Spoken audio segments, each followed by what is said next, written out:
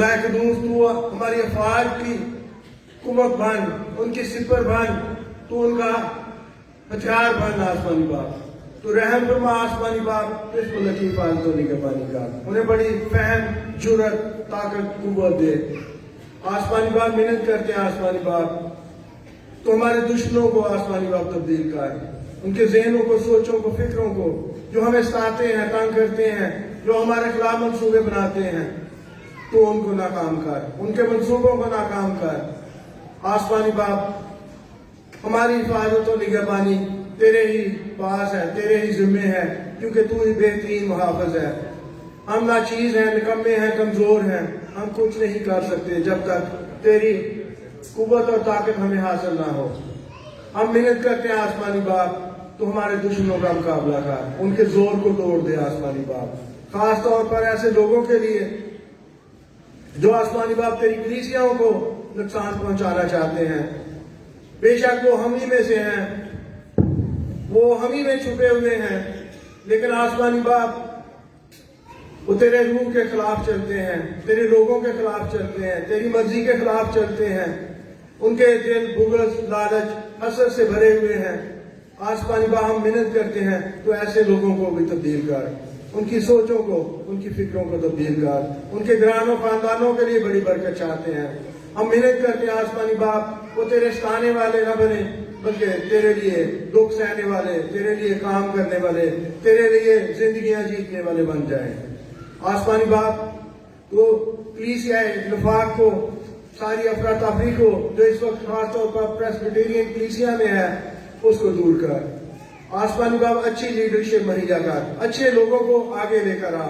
आसमानी बाप ऐसे लोगों को सामने ला जो तेरे लिए काम करें, जो तेरा डर और खौफ रखते हों। आसमानी बाप वो तेरे खिलाफ चलने वाले ना हों, वो तेरी मर्जी को, तेरे हुक्म को मानने वाले हों। रहम फरमा आसमानी बाप, इत्तेहाद, सुलह सलामती को कायम कर। खुदा के दूर से इल्तिजा करते हैं, इबादत के बाकी मानदा हिस्सा में तो हमें संभालना, इस माहौल पर तेरा कब्जा, तेरी कुदरत, तेरा कंट्रोल रहे। मसीह के नाम से मांगते और पा लेते हैं, आमीन।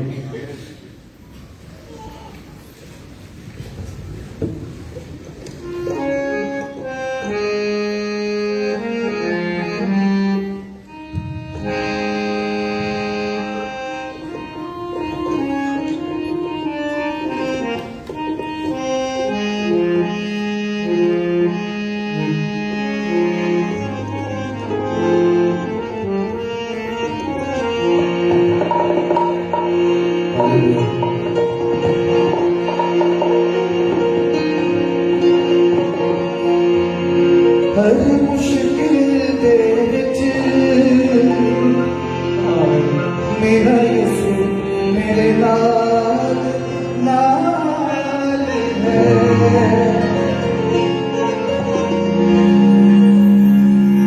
हर मुश्किल दे विच मेरा यीशु मेरे नाल नाल है। पाप वांगू करना फिकर, पाप वांगू करना फिकर, तेरा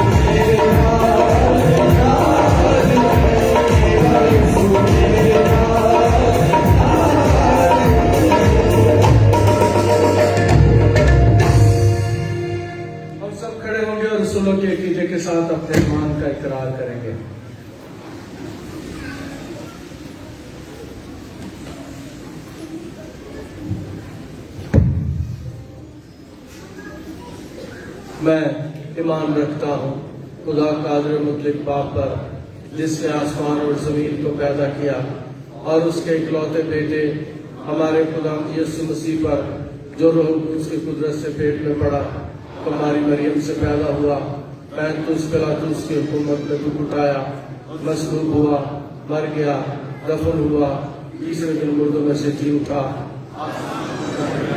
اور خدا قادر مطلق باپ کی دہنی طرف بیٹھا ہے جہاں سے وہ زندوں اور مردوں کی عدالت کرنے کو آئے گا میں ایمان رکھتا ہوں روح القدس پر پاک کلیہ کلیسیا پر مقدسوں کی رفاقت گناہوں کی معافی جسم کے جھوٹنے اور ہمیشہ کی زندگی پر آمین۔ میں درخواست کروں گا اگر بچے اور بھی ہیں سنڈے اسکول میں نہیں گئے تو وہ چلے جائیں، بچے سنڈے اسکول میں بیٹیاں اور بیٹے چلے جائیں۔ اور میں دیکھ رہا تھا کہ خواتین ہماری بہنیں بیٹیاں جو لیٹ آتی ہیں وہ آگے آنے کی کوشش کرتی ہیں، تو اگر آگے بیٹھنا تو پھر ٹائم سے آیا کریں، جو پہلے آتے ہیں وہ آگے بیٹھتے ہیں، پھر آگے دھکے نہ ماریا کرو بیچے، پھر پچھلے بینچز پہ، اور پھر جو اس سے لیٹ آتے ہیں پھر اوپر گیلری میں جایا کریں گے۔ ویسے شکر ہے خدا کا ہمارے پاس بہت جگہ ہے۔ اگلی بات ہے کہ میں گل ہفتے دی ہے ساری بات نہیں ہے۔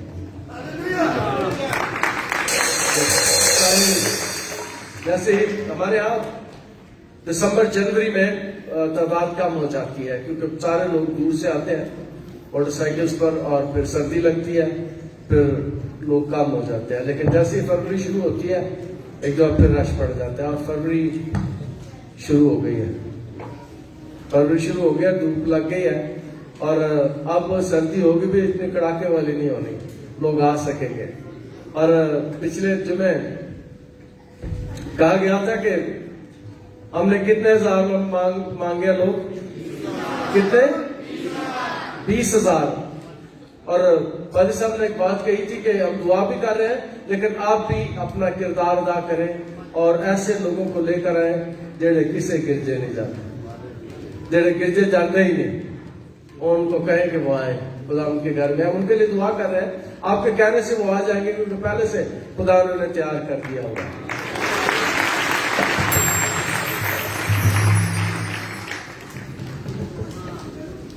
آپ کا یہ پرو ہاتھ خدا کے مینو رب بچاوے گا، اور ڈونگے پانی بچوں مینو کھینچ لے جاوے گا، زور میرا ہے، میرا پیار ہے اور خدا۔ زبور 18 گاتے ہوں، تالیاں چیک کر لیں ذرا اپنی، ٹھیک ہے، زور سے تالیاں کسی کے جواب کے دیں، سارے ہاتھ خداوند کے لیے کمائے، ہاللیلویا، جی ہاں، آپ نے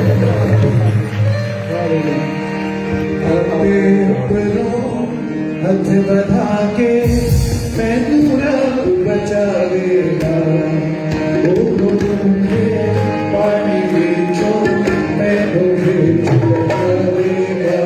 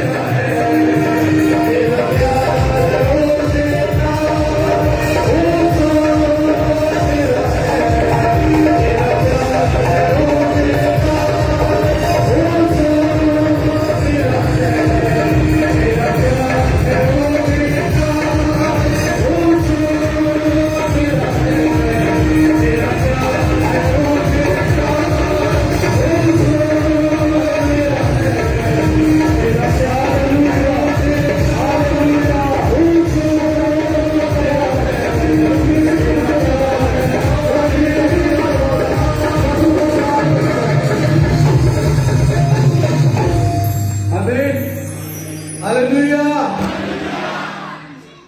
हम दुआ करेंगे और ये दुआ उन लोगों के लिए होगी जिनकी दुआ ये दरखास्तें आएंगी। कोई है तो नाम जरा बुला दे उनका, पुकार दे नाम उनका। हालेलुया। हाँ जी, ठीक है जी, ठीक है जी। ये दुआ हम ऐसे लोगों के लिए करेंगे जिनका नाम आप पुकार रहे हैं। प्रवीण के लिए, जी हाँ। राजा सुनील के लिए, किसके लिए? जमीला के लिए, रियाज के लिए, रेहाना के लिए, आप के लिए, किसके लिए? वाह के लिए। हालेलुया। रबीना को कैंसर है, अम्मा के लिए, नायरा के लिए, नायरा के लिए, ठीक है जी। सारे नाम ठीक है जी। इसके लिए भी, बच्चे के लिए भी दुआ, ठीक है जी। नसरीन के लिए भी दुआ करेंगे। 2 बेटियां हैं जो 22 साल से 23 साल से बुजुर्ग गिरफ्तार है, उनके लिए भी दुआ करेंगे। एक और भी आ जाए है जो 23 साल से बुजुर्ग गिरफ्तार है, लैना सीधियां कर लो, बोलते बोलते लैना डिंगियां कर चलिए। हालेलुया। नाम पुकार दिया आपने, लैला साइमा सबके नाम। मैनू नाम दसो जी, मैनू साइका का नाम सुधार सुन लिया, मैं नाम सुना तो कोई गल नहीं। ठीक है जी, जिनका नाम आपने पुकारे हैं जी सारे। मैनू ना दसो, मैनू ना दसो, मैं नहीं सुने, खुदा सुने थोड़ी।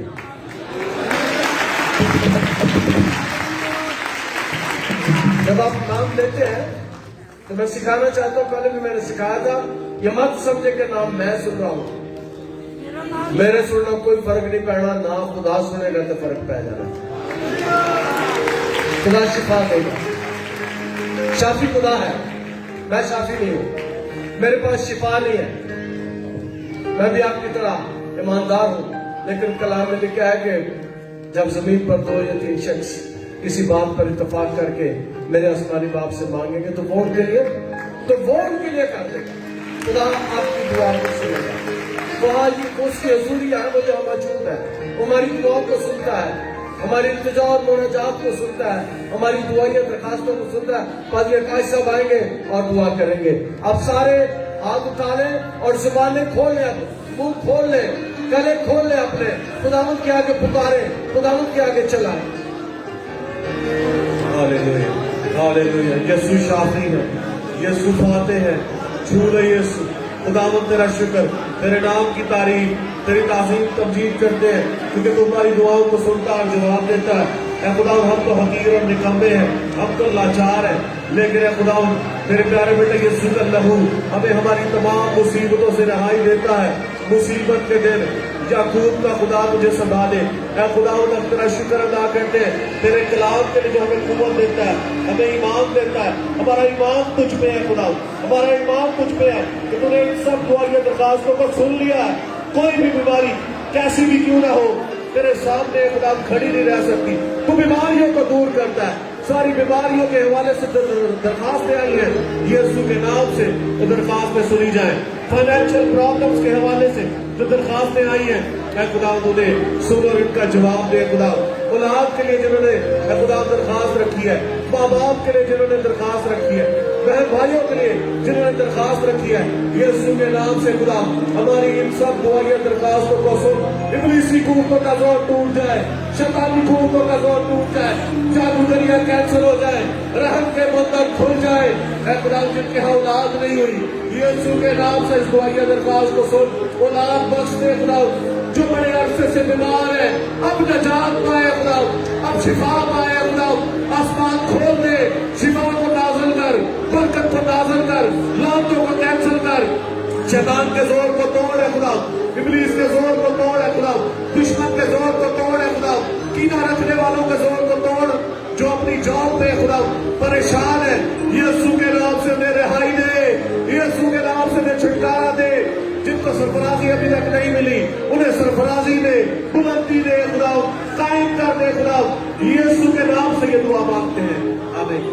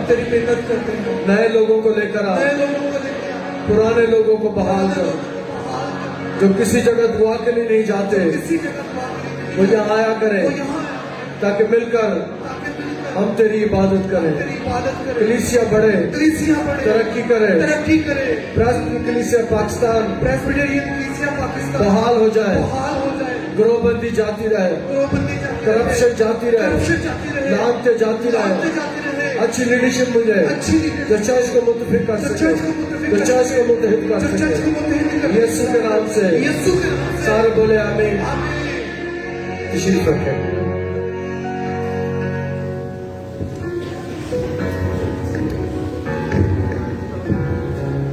हालेलुया। हम खुदा के जिंदा कलाम में से पढ़ेंगे। मुकद्दस पत्ती की मार्फत लिखा गया इंजीली बयान, 2 बाब और 19वीं आयत से। मुकद्दस कलाम में से पढ़ेंगे।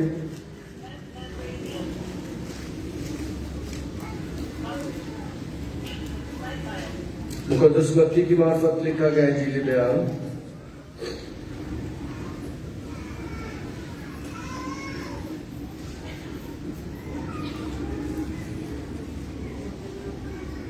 2 बाब और 19वीं आयत में ये लिखा है,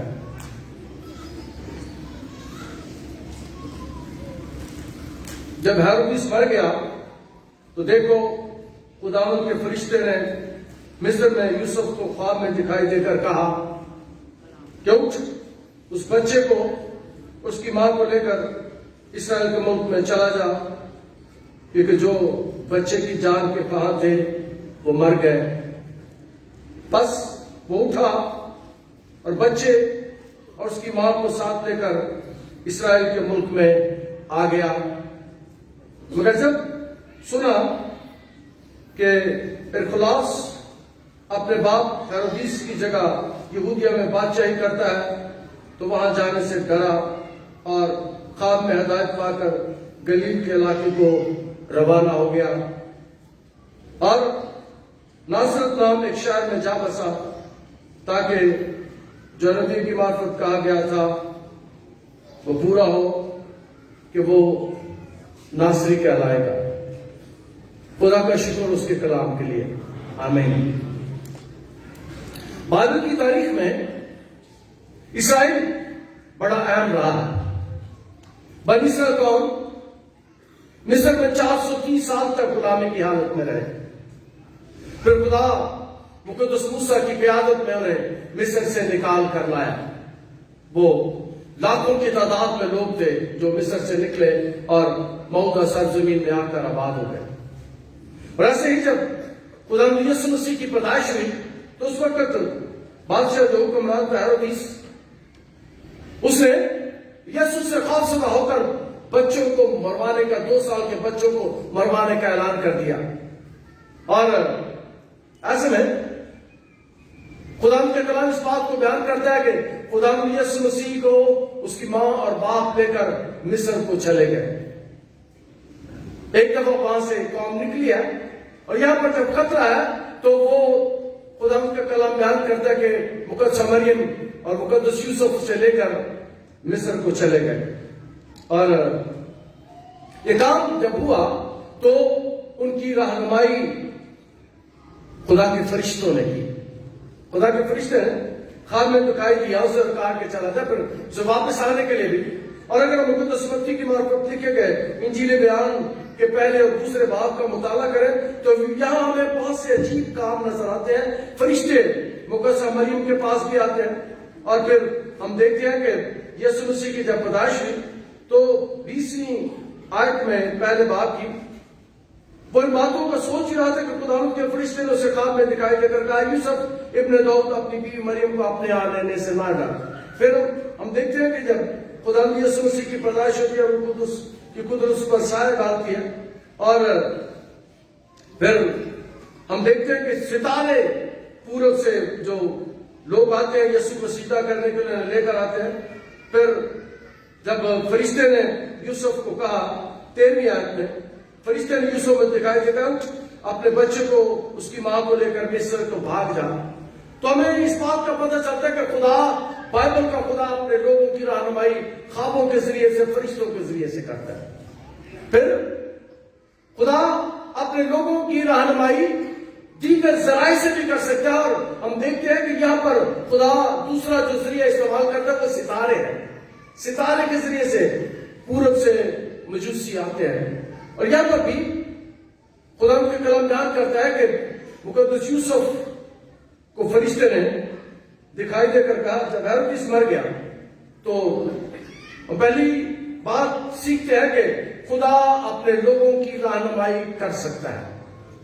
خدا اپنے لوگوں کی رہنمائی کر سکتا ہے، اور خدا اپنے لوگوں کی رہنمائی کرتا ہے۔ اور جو بات میں بتانے والا ہوں، خدا آپ کی اور میری بھی رہنمائی خوابوں کے ذریعے سے کر سکتا ہے۔ میری اور آپ کی رہنمائی بھی روح القدس کے وسیلے سے کر سکتا ہے۔ خدا میری اور آپ کی رہنمائی نشانات کے ذریعے سے کر سکتا ہے۔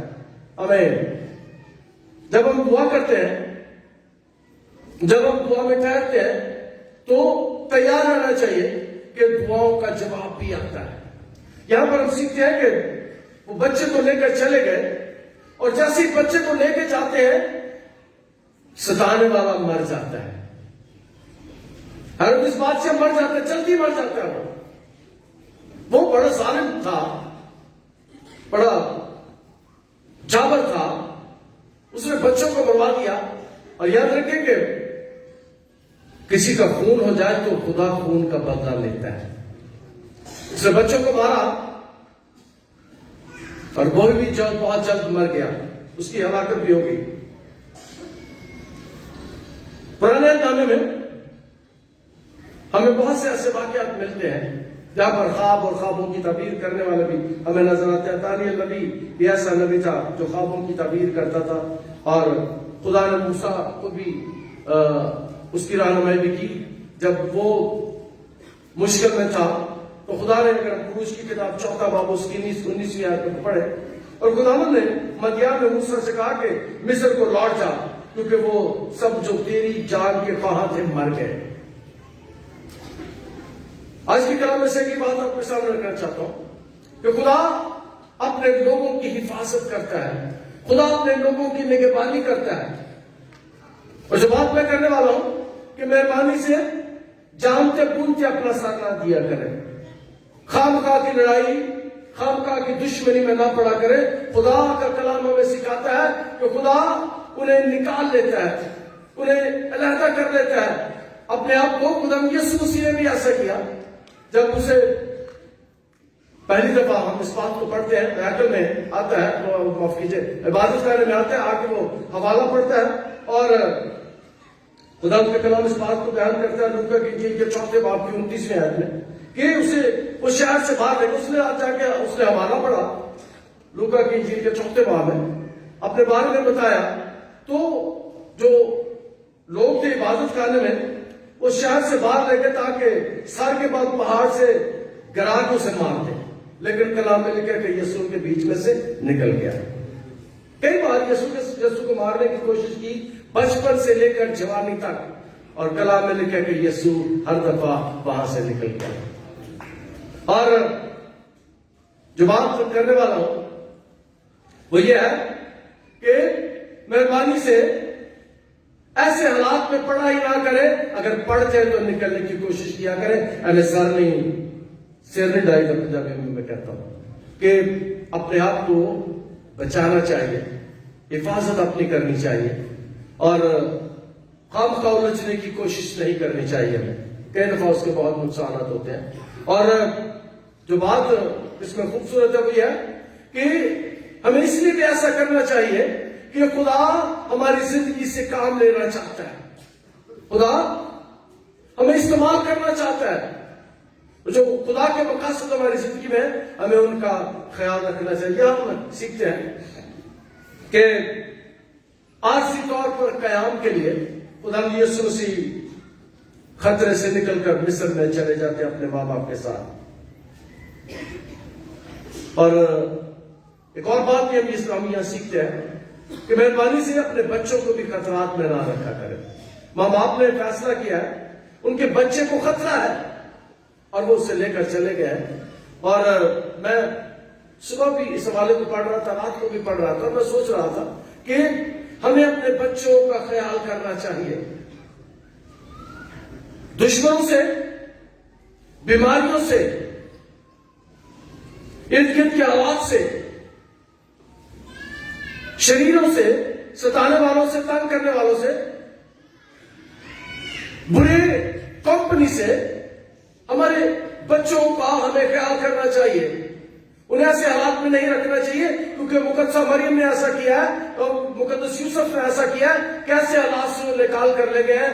اگر حالات کبھی ایسے ہو تو مہربانی سے اپنے بچوں کو ایسے حالات سے نکالا کریں، کیونکہ جو بات میں کرنے والا ہوں، کئی دفعہ بچے بے کا شکار ہو جاتے ہیں، کئی دفعہ بچے نشے میں پڑ جاتے ہیں، کئی دفعہ بچے بیماریوں میں پڑ جاتے ہیں، کئی دفعہ بچے پوری سوسائٹی کی وجہ سے اپنی زندگی برباد کر لیتے ہیں، پھر مائیں روتی ہیں۔ مہربانی سے اپنے بچوں کا خیال کیا کریں، یہاں ہمیں سیکھنے کی ضرورت ہے۔ وہاں نہ رکھے جہاں ان کی جان کو خطرہ تھا۔ اور مسیح خداوند کی مخالفت بچپن ہی سے شروع ہو گئی تھی، پیدائش کے ساتھ ہی اس کی مخالفت شروع ہو گئی تھی، اور یہ مخالفت صلیب تک جاری رہی تھی۔ مخالفت بڑھتی اور ترقی کرتی رہی تھی، بچپن سے شروع ہو کے اس کی مخالفت ہمیں نظر آتی ہے۔ اس کی مخالفت ہیرودیس بادشاہ نے کی تھی، اور میں نے بیان کیا کہ وہ پھر مر گیا۔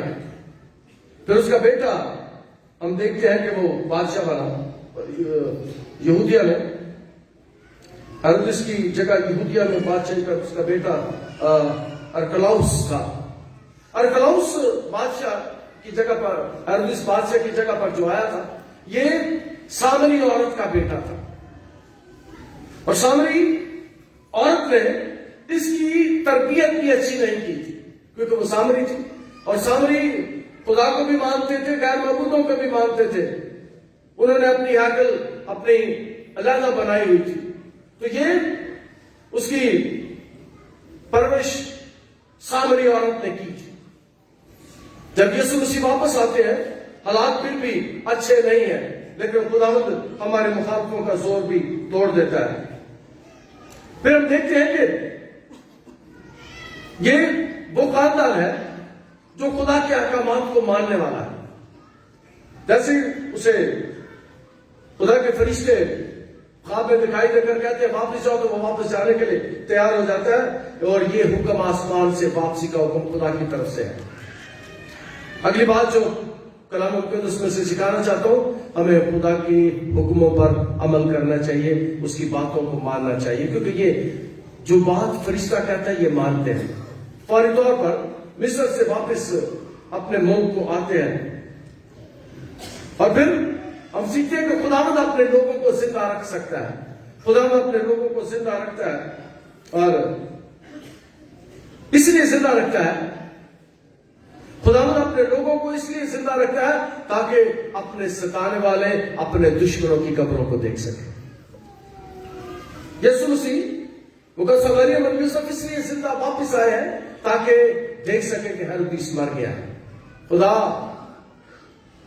کے کلام میں ہم اس بات کو سیکھتے ہیں کہ خدا کے کلام میں لکھا ہے، یسوع مسیح نے جب بڑا ہوا تو فرمایا کہ شریر کا مقابلہ نہ کرنا، اس لیے کہ شریر کا مقابلہ خود خدا کرتا ہے۔ یا ہم دیکھتے ہیں کہ اس کو ستانے والے مر گئے ہیں تاکہ وہ آ کے دیکھ سکے، اور پھر ہم سیکھتے ہیں کہ خدا اپنے لوگوں کو گشت بھی کرواتا ہے، ایک جگہ سے دوسری جگہ، ایک شہر سے دوسرے شہر۔ اور جب میں حوالے کو پڑھ رہا تو میں نے اس بات کو سیکھا کہ وہ کیسے لوگ تھے، وہ کیسے خادم اور خادمائیں تھے، خادمین تھی، جو کئی سو سال اپنے ملکوں کو، اپنے شہروں کو، خاندانوں کو چھوڑ کر پاکستان میں آ کر مشنری خدمت کرتے رہے، اور میں اور آپ آج انہیں کی خدمت کا بیج ہے، انہیں کی خدمت کے وسیلے سے۔ یہاں پر ہم دیکھتے ہیں کہ وہ مصر کو چلے گئے، پھر واپس آ گئے، اور ہزاروں سالوں سے اس کے بعد سے یہ خدا کے لوگوں کی زندگی میں ہوتا ہے کہ وہ جگہ اور شہر کو نہیں دیکھتے۔ جب خدا حکم دیتا ہے کہ چلے جاؤ تو وہ چلے جاتے ہیں، جب خدا کہتا ہے کہ آ جاؤ تو وہ آ جاتے ہیں، خدا کے تابع فرمان ہوتے ہیں. اور یہاں ہم دیکھتے ہیں کہ خدا اپنے لوگوں کو گشت کرواتا ہے، اسیروں کی طرح گشت کرواتا ہے، اور جہاں خدا چاہتا ہے پھر انہیں جانا پڑتا ہے، پھر انہیں جانا چاہیے. خدا کے لوگوں کو دشمنی کا بھی سامنا رہتا ہے. یہ نشانی ہے. میں کل پڑھ رہا تھا کہ خدا کے خادم نے کہا کہ اگر سارے لوگ آپ کی تعریف کر رہے ہیں اس کا مطلب ہے خدمت کوئی نہیں ہو رہی. اگر سارے لوگ واہ واہ کر رہے ہیں تو خدمت کوئی نہیں ہو رہی. اگر آپ کی مخالفت ہو رہی ہے یہ نشانی ہے کہ خدمت ہو رہی ہے. اور جب لوگ میرے بارے میں بھی باتیں کرتے ہیں، کل بھی کسی نے مجھے ٹیلی فون کیا کہ کوئی کہہ رہا ہے کہ پادری امرت مک گیا بس. میں نے کہا میں مک بھی جاؤں تو کوئی گل نہیں، میرا یسوع ہمیشہ زندہ رہتا ہے. کل دوپہر کو مجھے کسی نے فون کیا کہ پادری کہہ رہا تھا کہ بس پادری امرت کا ٹائم مک گیا. میں نے انجوائے کیا. میں نے سوچا کہ اس کا مطلب ہے تکلیف ہو رہی ہے، لوگوں کو کام ہو رہا ہے. یہ نشانی ہے کہ آپ کی مخالفت نہیں ہو رہی، سارے واہ واہ اچھا اچھا کہہ رہے ہیں، کیا بات ہے، موجہ لگی ہیں، اس کا مطلب ہے کام کوئی نہیں ہو رہا، خدمت کوئی نہیں ہو رہی. کیونکہ جب خدمت ہوتی ہے، جب کام ہوتا ہے، جب لوگ تبدیل ہوتے ہیں تو سب سے زیادہ تکلیف شیطان کو ہوتی ہے. اور تب میں خوش ہو جاتا ہوں کہ شیطان کو تکلیف ہو رہی ہے، ابلیس کو تکلیف ہو رہی ہے. جب بھی خدمت ہوتی ہے تو یہ نشانیاں ہوتی ہیں. اور یسوع کی زندگی میں بھی مشکلات ہیں، تکلیفیں ہیں، اور یہ اس بات کی نشانی ہے کہ خدا اس کی زندگی سے بہت بڑے کام لینا چاہتا ہے. ہمیں دشمنیوں کا سامنا رہتا ہے. جب وہ واپس آتے ہیں، کلام اس بات کو بیان کرتا ہے کہ وہ سوچتے ہیں کہ وہ جا کر یہودیہ میں قیام کریں گے، لیکن یہودیہ میں نہیں بلکہ وہ گلیل میں جاتے ہیں، ناصرت میں. اور اکثر لوگ سوچتے ہیں، پوچھتے ہیں کہ ہم یسوع کو جب ہم بھی دعا کرتے ہیں اسے یسوع ناصری کہتے ہیں. یسوع ناصری، ناصرت. اور پھر یہ بھی کلام مقدس میں لکھا کہ وہ ناصری کہلائے.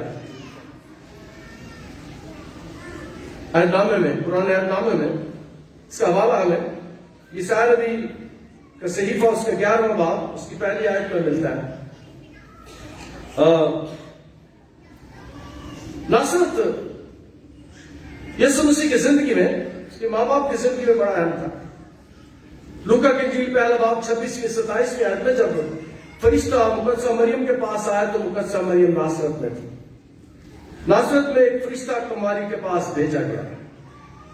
اس کا مطلب ہے مقدسہ مریم ناصرت میں رہتی. اور پھر ہم دیکھتے ہیں کہ یسایا نبی بیان کرتا ہے کہ یسی کے تنے سے ایک کوپر نکلے گی اور اس کی جڑوں سے ایک بارآور شاخ پیدا ہوگی. شاخ، ناصرت کا مطلب شاخ تھا. اس لیے ہم اسے یسوع ناصری کہتے ہیں. وہ جو یسایا نبی 11ویں باب میں بیان کرتے ہیں، جس شاخ کا ذکر کرتے ہیں، وہ خداوند یسوع مسیح ہے. وہ خداوند یسوع مسیح ہے. اور یہ شروع ہی سے نظر کیا ہوا تھا. خدا ہزاروں سالوں سے اس کے بارے میں کلام مقدس میں ہمیں پیش گوئیاں ملتی تھی کہ وہ کیا کام کرے گا. اگر ہم 11ویں باب کو پڑھیں تو وہاں پر ساری تفصیل لکھی ہوئی ہے. وہ خدا کا بے مثال اور پاک بیٹا اور ہستی ہے، اور الگ اور مخصوص کیا ہوا ہے. اس کے کام دنیا سے الگ ہے. وہ پاک ہے، اتنا پاک ہے کہ وہ پوری دنیا کو چیلنج کرتا ہے کہ کون ہے تمہیں جو مجھ میں گناہ ثابت کر سکتا ہے. وہ ہستی پاک ہے، بے مثال ہے، لا خطا ہے. اور وہ دنیا میں جس مقصد کے لیے آیا تھا وہ مقصد بہت بڑا تھا جس کو وہ کام جو خدا اسے لینا چاہتا تھا بہت بڑا تھا. لیکن جو بات میں کرنے والا ہوں تو یہ ہے کہ اس وقت ناصرت کو اچھا نہیں سمجھا جاتا تھا. وہ کہتے تھے کہ ناصرت سے بھی کوئی اچھی چیز نکل سکتی ہے, ناصرت سے بھی کوئی نبی نکل سکتا ہے, کیا ناصرت سے بھی کوئی ایسا کام ہو سکتا ہے.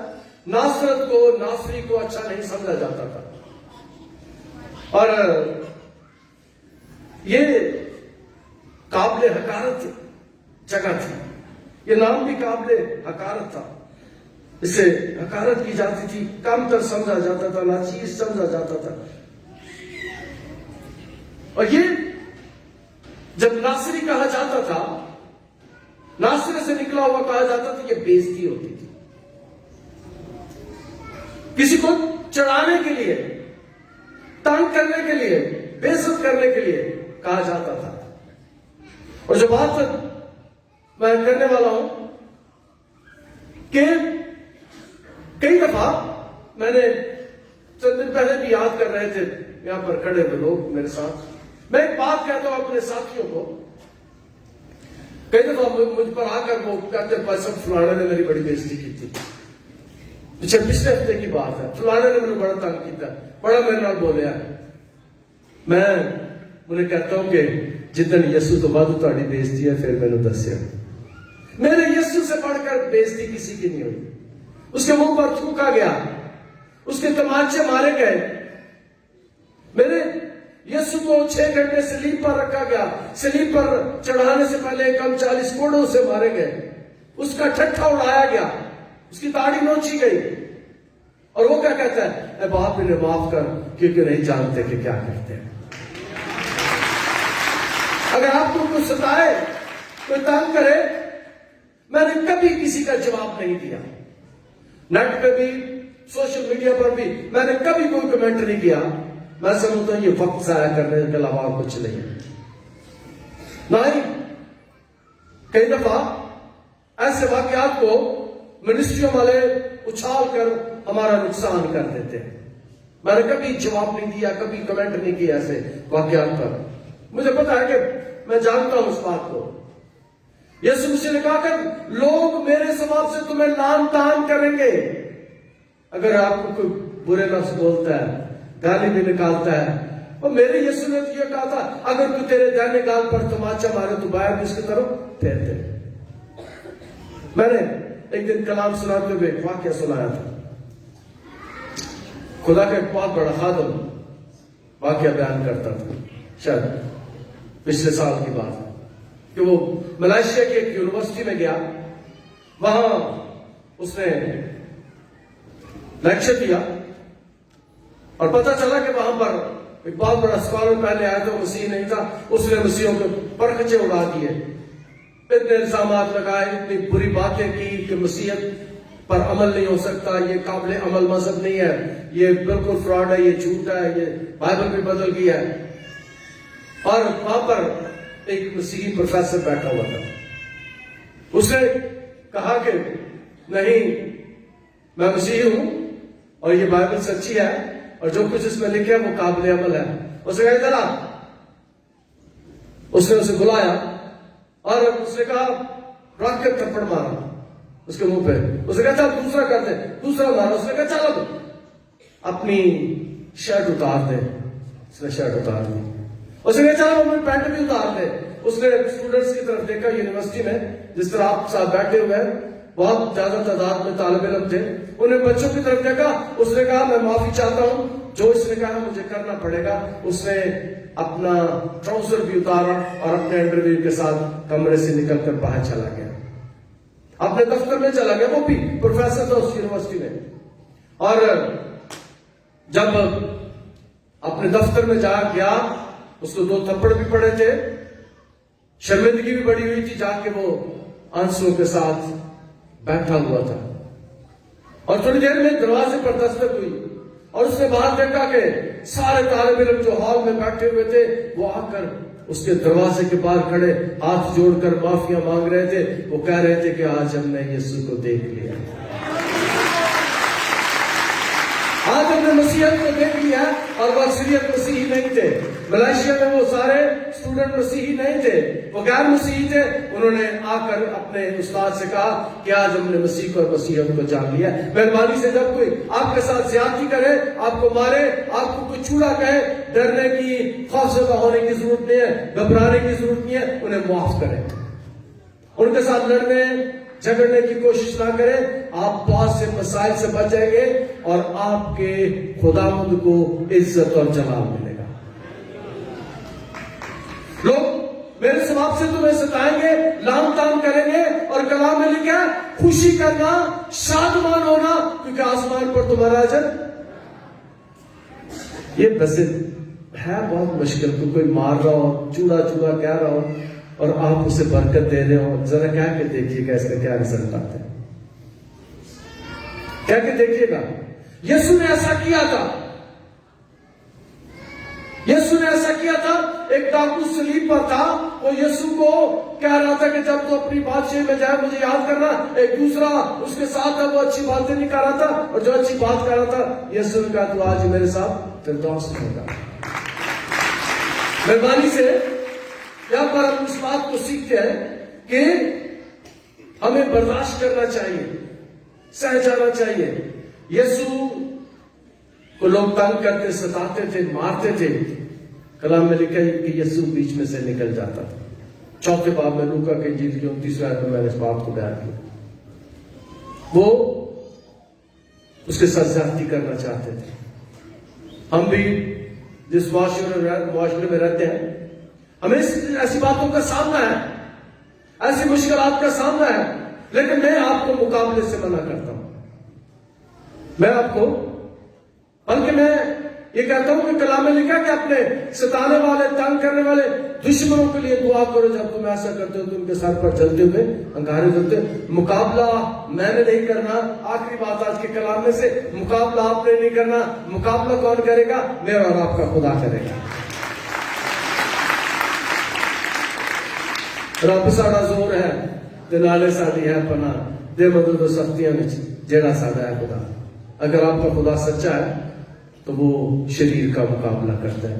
हमें मुकाबला करने की जरूरत नहीं। खुदा आज के कलाम के वसीले से हमें बरकत दे। हम दुआ करें। खुदा तेरा शुक्र तेरे कलाम के लिए, जो हमारे कदमों के लिए चराग और राह के लिए रोशनी। आज के कलाम के वसीले से बरकत अता कर। हमें सवाल, हमें सह जाने, बर्दाश्त करने की कुव्वत दे। अपने सताने वाले, तंग करने वाले दुश्मनों के लिए दुआ करने के लिए हमें तैयार कर। खुदा तेरे आगे मेहनत करते हैं, हमें संभाल। यीशु के अलकादर नाम के वसीले से आमीन। हम क्वायर के साथ मिलकर सबूर 72वां गाएंगे और अपने हदीये नजराने खुदावंद को पेश करेंगे।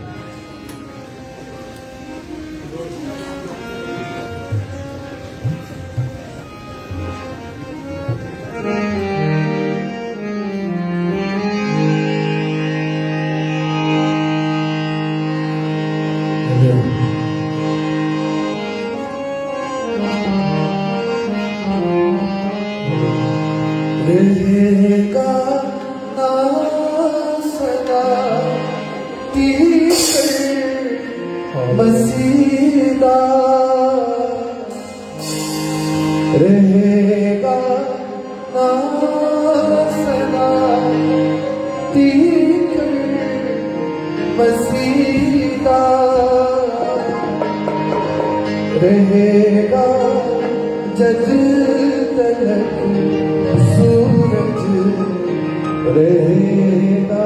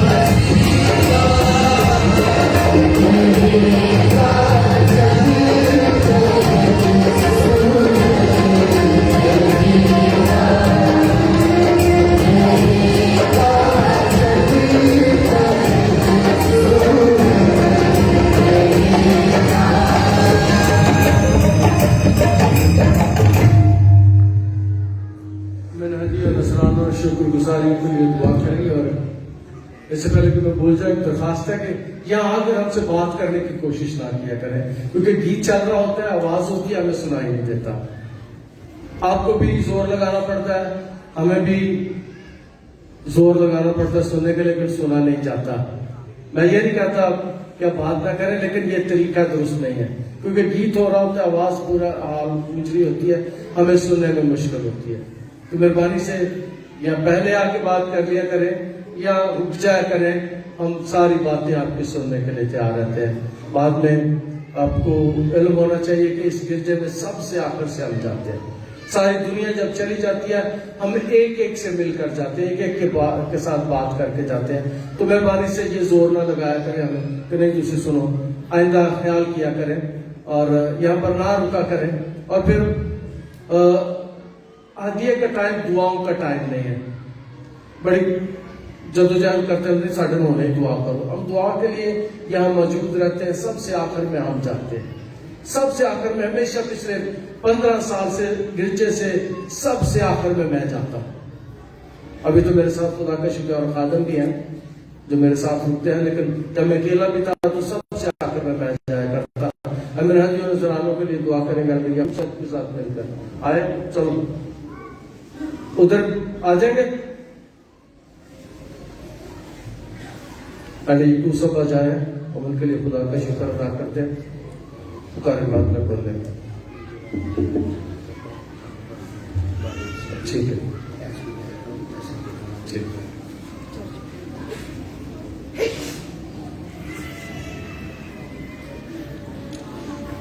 Thank you. قدوس قدوس مہربان بزرگ آسمانی باپ، آئے خداوند یسوع خدا تعالیٰ کے بیٹے، ہم سب تجھ پر ایمان رکھتے ہیں، تجھے اپنا منجی اور نجات دہندہ تسلیم کرتے ہیں. تو نے ہم سب کو اپنے بے قیمت خون سے خریدا ہے اور ساری دنیا میں ہمیں چنا ہے کہ ہم تیرے لوگ کرا سکیں. اس بات کے لیے دل کی گہرائیوں سے تیرا شکریہ ادا کرتا ہوں. آئے خدا باپ، تو نے کلیسیا بنائی اور یہ تیرے لوگ ہیں جو تیری تمجید، تیری ستائش، تیری حمد کرتے ہیں. تو نے اپنی کلیسیا کو اپنی برکتوں سے مالا مال کیا ہے، اس بات کے لیے بھی شکر گزار ہیں. آج تیری کلیسیا نے تیرے ذخیرہ خانے میں تیرے دیے ہوئے میں ہدیے اور نذرانے پیش کیے ہیں. خدا باپ، دینے والوں کو بہت زیادہ برکت دے، کسی قسم کی کمی نہ آنے دے. آسمان سے دریچے خدا برکات کے لیے ان کے لیے کھول دے، تاکہ تیری کلیسیا میں ہر طرح کی کمی کمزوری جو ہے وہ جاتی رہے اور تیری کلیسیا جو ہے برکات سے ممور ہو جائے. اور خدا باپ، یہ ہدیے جہاں کہیں بھی خرچ ہو تیرے جلال اور نیک کاموں میں خرچ کیے جائیں. دینے والوں کو بہت زیادہ برکت دے. میری اس دعا کو سن اور منظور کر، تیرے مقدس اور جلالی نام کی خاطر مانگتا ہوں، آمین. اگر کوئی گواہی ہے تو وہ بھی آ جائے، اور اگر کوئی نیا جوڑا ہے تو وہ بھی آ جائے. ہاں جی، گواہی والے لیتے ہیں. میں ذرا پکارے پڑھ لوں. آپ پکارے سن لیں. عثمان ارشاد ولد ارشاد مسیح، عمر 24 سال، کمبارہ، جمیل پارک، چک نمبر 219، ریبے، فیصلہ آباد کا رہائشی. نکاح کرے گا کومل منیر، ڈاکٹر منیر مسیح، عمر 22 سال، کمباری، اور یہ زرعی یونیورسٹی فیصلہ آباد کی رہائشی، اور یہ نکاح 4 کو ہوگا. کیسر یعقوب ولد یعقوب مسیح، عمر 24 سال، کمبارہ، سید آباد گول بھٹا، فیصل آباد کا رہائشی. نکاح کرے گا ارم شہزادی، ڈاکٹر بوٹا مسیح، عمر 24 سال، کمباری، مانا والا جدید ٹاؤن، فیصل آباد کی رہائشی، اور یہ نکاح 6 فروری کو ہوگا. اکرم مسیح ولد پرویز مسیح، عمر 31 سال، کمبارہ، گلی نمبر 2، منصور آباد، فیصل آباد کا رہائشی. نکاح کرے گا کرن دختر اسحاق مسیح، عمر 25 سال، کمباری، گلی نمبر 2، منصور آباد، فیصل آباد کی رہائشی، اور یہ نکاح 11 کو ہوگا. سمیرہ دختر پرویز مسیح، عمر 25 سال، کمباری، گلی نمبر 2، منصور آباد، فیصل آباد کی رہائشی. نکاح کرے گی عمیر انور مسیح، عمر 30 سال، کمبارہ، रहमत कॉलोनी लाहौर का रहायशी और ये निकाह 12 फरवरी को होगा।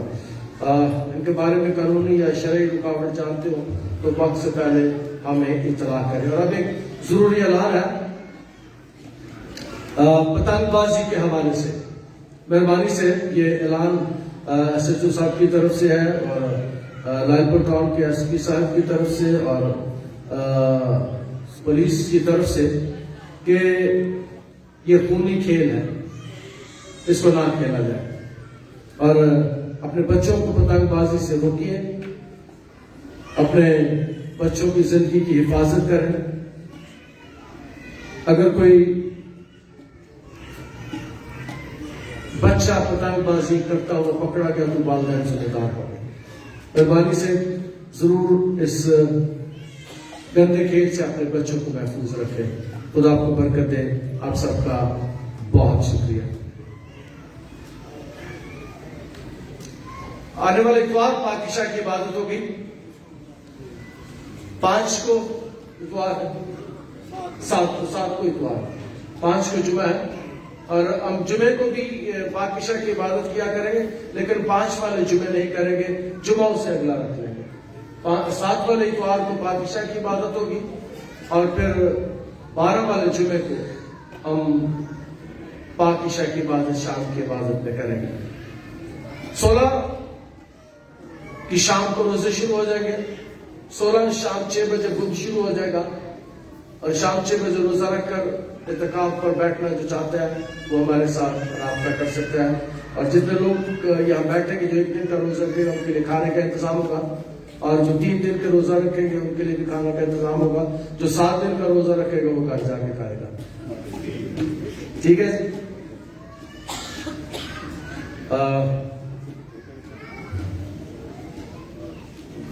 जी।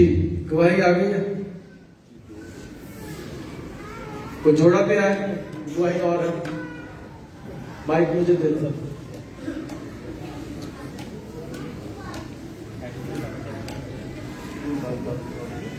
हाँ जी, क्या गवाही? आपका नाम? मैं सन्नाबाज है। गवाही मेरे बेटे की है। जब खुदा ने मुझे ब्लेस किया था तो मैं हॉस्पिटल गई तो डॉक्टर ने मुझे जवाब दे दिया कि इसकी कोई मूवमेंट नहीं है, आप इसको अबॉर्ट करवा दें। तो उन्होंने मेरा एडमिट अबॉर्ट करवा दें या रिजाया करवा दें? तो उन्होंने मेरा एडमिट चार्ट भी बना दिया था कि जितनी जल्दी हो सके इसको अबॉर्ट करवा दे वरना आपकी जान को खतरा है। तो मैं उधर से आ गई, मैंने दुआ करवाई तो खुदा ने इसको जिंदगी दी।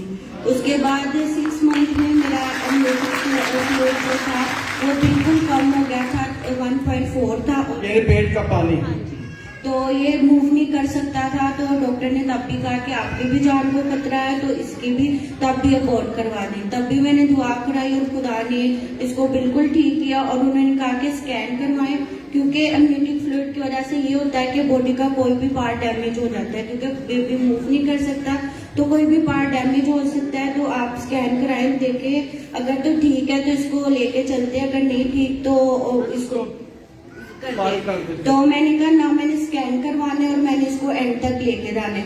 उसके बाद मैं 1 मंथ पूरा हॉस्पिटलाइज रही। तो उन्होंने कहा था कि हमने 7th मंथ तक वेट करना है, तो 7th मंथ के बाद इसकी बर्थ करवा देंगे। तो मैंने कहा नहीं, हमने पूरा पीरियड करना है, जहाँ पे खुदा ने अब तक जिंदगी दी है तो आगे भी देगा। आफ्टर बर्थ भी इसने इतना तंग किया, आपको हमने तंग किया।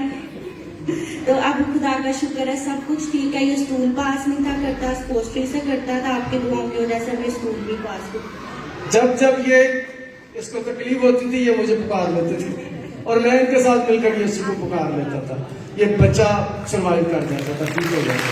शुक्र है खुदा का। शुक्र गुजारी है, हमने गाड़ी ली, गाड़ी मिल गई। शुक्र, मुबारक हो इधर। खुदा आपको बरकत दे जी, खुदा आपको बरकत दे, बड़ी बड़ी मुबारक हो जी। आपकी क्या गवाही? आप आ जाए। इसी में आप सबको सलाम। मेरा नाम निशा है, मैं पहले जेबा चौथ कार्ड एग्रीकल्चर यूनिवर्सिटी से आई हूँ। मेरी गवाही ये है कि पिछले साल मैंने दरखास्त रख दी बाइबल मुकद्दस में, वो सारी पूरी हो गई। खुदा का शुक्र, खुदा का शुक्र। खुदा ने सारी गवाहियां दरखास्तें पूरी की हैं जी। आप आ जाओ। कोई उनमें से ऐसी जो बताना चाहो? आपका नाम? सराफी, किधर से आई? मैं दूसरा पास से आई क्या हूँ। गवाही? मेरी बहन की उसके टाँग में बहुत ज्यादा ट्यूमर था, वो चल फिर नहीं सकती। डॉक्टर ने जवाब दिया, मैंने पर्ची ऐसे टीवी के नीचे लिखी, तो जब भी दुआ होती थी तो सब में दुआ भी करती थी, वो खुद भी दुआ करती थी। अब का शुक्र है खुदा, वो चल फिर सकती है। उसका ट्यूमर गायब हो गया, खुदा का शुक्र बस। आज जी आप आज आपका नाम और आप किधर से आई?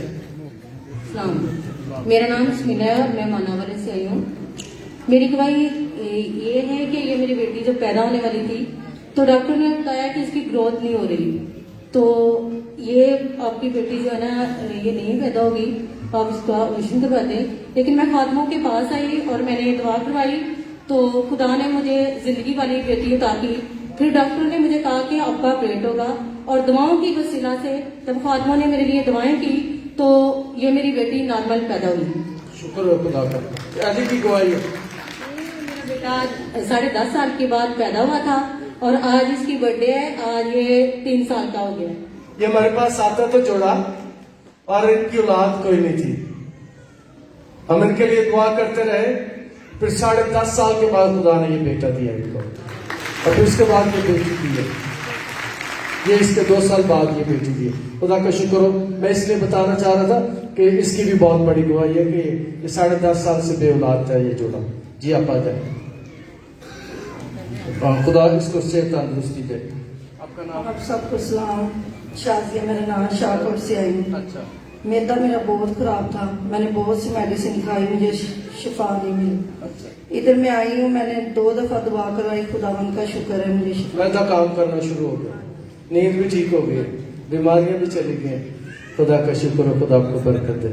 बाकी मादा कमी कमजोरी चल छोड़ दे, चल छोड़ दे इसे, छोड़ दे इसे, चल चल चल छोड़ इसे, छोड़ निकल इसके पेट से, दफा हो जाए यीशु नासरी के नाम से। चल, सारी कुव्वतें जाती रहे, सारी बीमारियां जाती रहे, सारी लानतें जाती रहे यीशु के नाम से।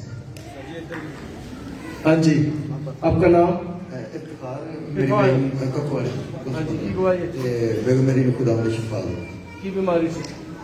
ਅਸੀਂ ਤਾਂ ਬੁਖਾਰ ਹੀ ਸਮਝਦਾ ਹਾਂ, ਕਈ ਯਿਸੂ ਨੇ ਕਰ ਦਿੱਤੀ ਗੈਂਠੀਆ ਜੀ ਸੀ। अच्छा। ਖੁਦਾ ਨੇ ਸ਼ਿਫਾ ਦੇ। गैंठिया भी, बुखार भी, जिन्नियां बीमारियां सी खुदा ने उनको शिफा दे। खुदा का शुक्र हो। जी, आपका नाम? मेरा नाम शहजाद है और मेरा ना पिछले हफ्ते बीपी बहुत ज्यादा ना हाई होता कितना था, चला गया था? 140-50 तक जाता था, तो डिप्रेशन बहुत ज्यादा था, जेल से निकलता ही नहीं था। मैंने आपसे दुआ करवाई, खुदा का शुक्र है तो मेरा बिल्कुल नॉर्मल। बीपी नॉर्मल हो गया, हाँ जी। डिप्रेशन भी चला गया, हाँ जी, जेल से निकलता ही नहीं था। नींद भी ठीक हो हाँ गई। जी, नींद भी ठीक शुक्र है खुदा। आपका नाम? हो। शहजाद शहजाद, खुदा का शुक्र हो। मकबूल मसीह कराची से आया। यहाँ सुबह बीमार बहुत ज़्यादा, हद से ज़्यादा कि मेरी टांगें भी काम नहीं करती थी। बच्चे उठा के आगे भेजी, तो फिर खुदा का फजल है, हॉस्पिटल में गए, दवाई दी, तो मैं अपने बेड से लेके बाहर जाने तक खुदा जिंदे खुदा का नाम खुदा ने आपको शिफा दे दी, चलना फिरना शुरू कर दिया जी, चल नहीं सकते थे। जी, आपका नाम? आपका नाम? आपका नाम? नजीर मर्शी, नजीर भाई किधर से आए?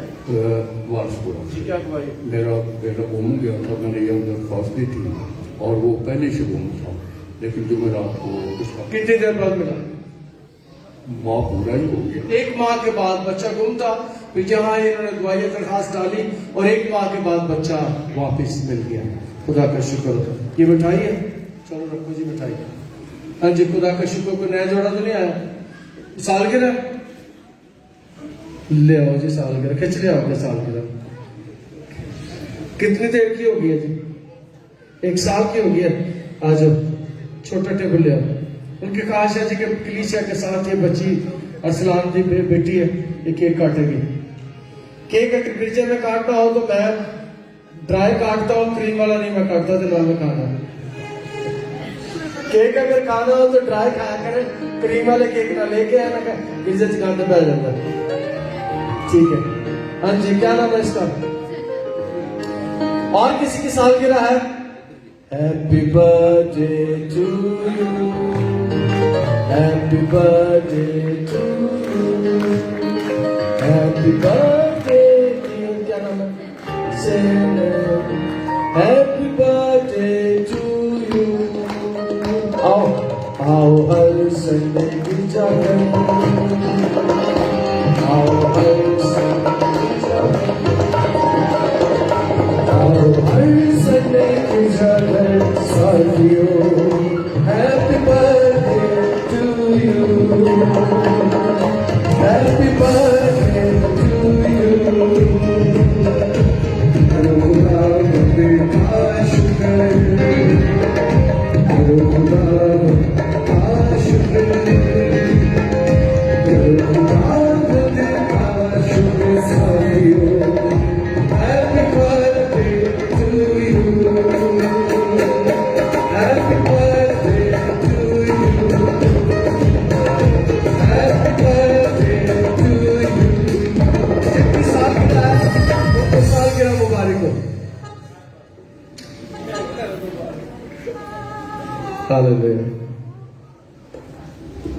हम आखिरी हिस्से में दाखिल हो गए हैं। आज कोई ऐसे अफराद जो बिल्कुल पहली दफा वेरी फर्स्ट टाइम, कोई आज ऐसा फर्ज जो बिल्कुल पहली दफा आया हो हमारे साथ, हाथ खड़ा करते 1 2 3 4 5 तालियों के साथ बहुत देर है आपको तालियों के साथ वेलकम करते हैं। खुदा आपको बरकत दे और खुदा आपकी इबादत को दुआ को कबूल फरमाए। उम्मीद करते हैं कि आइंदा भी नए लोग आएंगे, नए लोगों को लेकर आएंगे आप। Hallelujah hallelujah hallelujah hallelujah.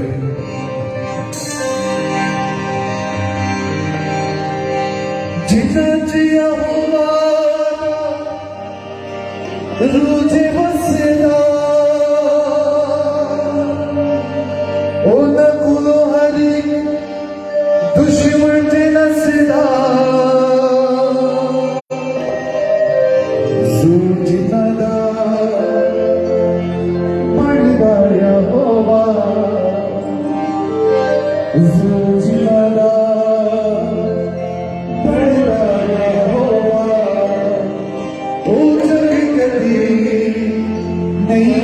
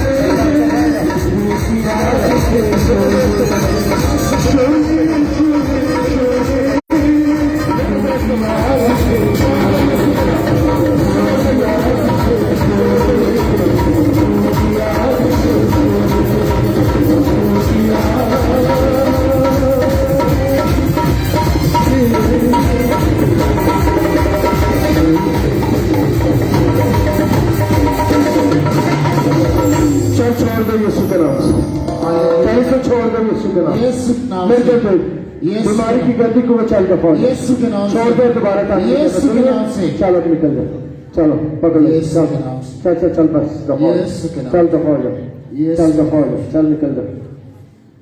बीमारी जाती रहे, यीशु के नाम से, कमजोरी जाती रहे। यीशु। अपनी बीमारियों पर हाथ रख ले हालेलुया। और सारे दुआ करेंगे, सारे दुआ करेंगे, हालेलुया, सारी जुबानें खुलेगी। यीशु के नाम से, जिंदा खुदा सारी जुबानें खुल जाए, सारे गले खुल जाए, सारे मुंह खुल जाए, सारे लोग दुआ करना सीखे, सारे लोग दुआ करें, बेटियां दुआ करें, बेटे दुआ करें, दादी दुआ करें, भाई दुआ करें, यीशु के नाम से।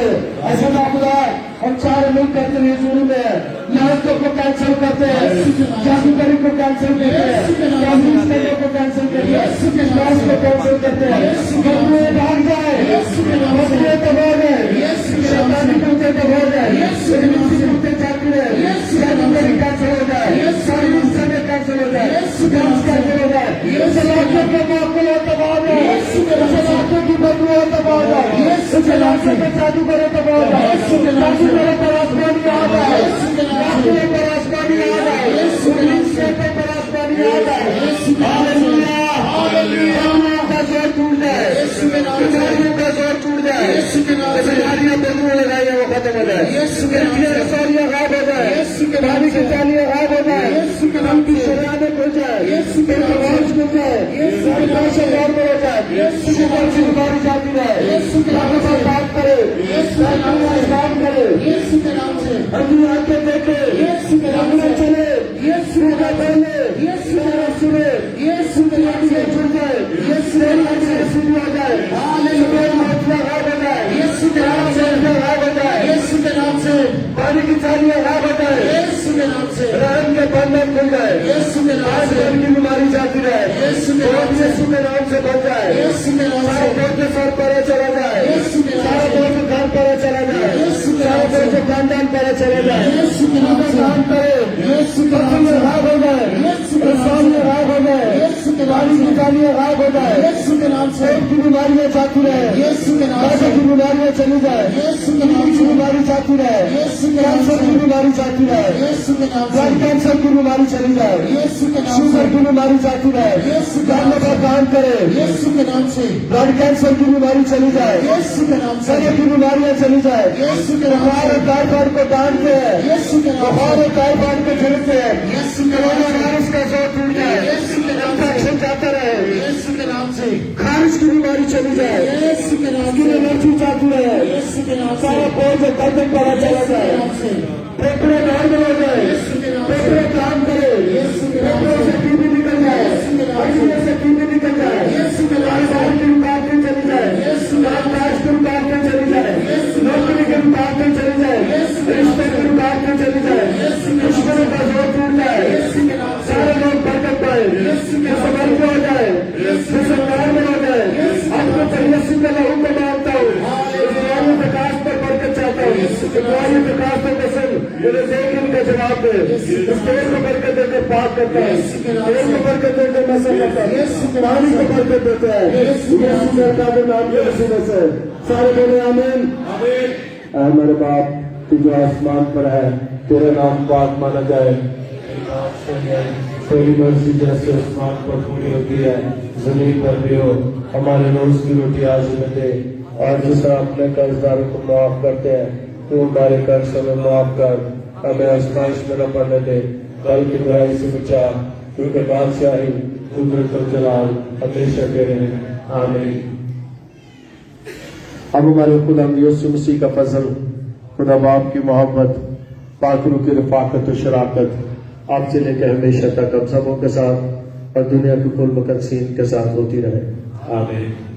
हालेलुया, हालेलुया, दोनों हाथ, hallelujah, hallelujah, hallelujah, hallelujah, hallelujah, go शैतान, गो शैतान, गो शैतान, गो शैतान, पाकिस्तान, पाकिस्तान, पाकिस्तान, अपने हाथ झंडे की तरफ करे, मेरे पीछे बोले, खुदा तेरी मेहनत करते हैं, कलीसिया को बरकत दे, इसे बढ़ा, इत्तेफाक हो जाए, इत्तेहाद हो जाए, अपने शहर के लिए लिए मुल्क के लिए हुकूमत के लिए वज़ीर आज़म के लिए बरकत की दुआ करते हैं, पुलिस के लिए, फौज के लिए, रेंजर्स के लिए बरकत चाहते हैं। दुश्मनों के जोर को तोड़ दे, सलामती कायम हो जाए, अमन कायम हो जाए, दहशत गर्दों का जोर टूट जाए, दहशत गर्दी का जोर टूट जाए। तेरे आगे मेहनत करते हैं। आज ये हमारे मुल्क को बरकत है, यीशु नासरी के नाम से सारे बोले आमीन। जोरदार तालियों में सुन की खुदा आपको बरकत है, खुदा आपको बरकत है।